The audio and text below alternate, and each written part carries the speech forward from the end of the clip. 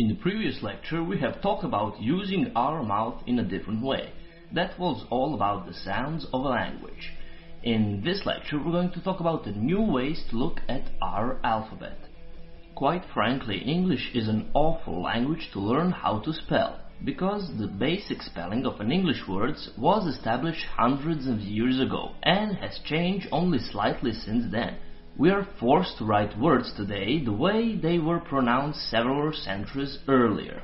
Basically, there is nothing logical about the way we spell in English. Of course, you may be starting a language that uses a completely different alphabet, such as Russian, Greek, Arabic, Hindu or Korean.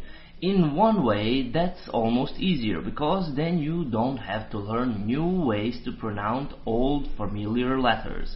Don't even trust familiar letters to sound like they think they should sound like. For instance, dozens of foreign languages use the same alphabet as we do in English, but do so in very different way. So your first task is to forget about our alphabet as we use it in English spelling, and start to learn how foreigners use it to represent the sounds of their language.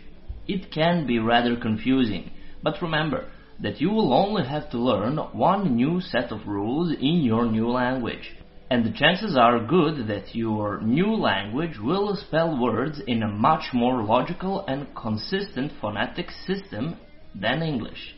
If you are going to study Spanish, well, I have very good news for you.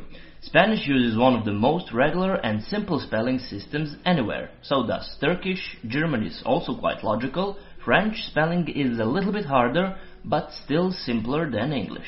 And don't forget that we learned in the last lecture the sounds of letters. And of course, when learning a new word, please take it easy.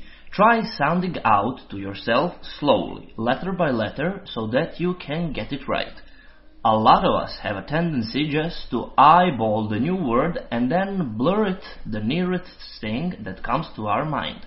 So watch out, take your time, and don't let your eyes trick you. Say what is written and not what you think is written.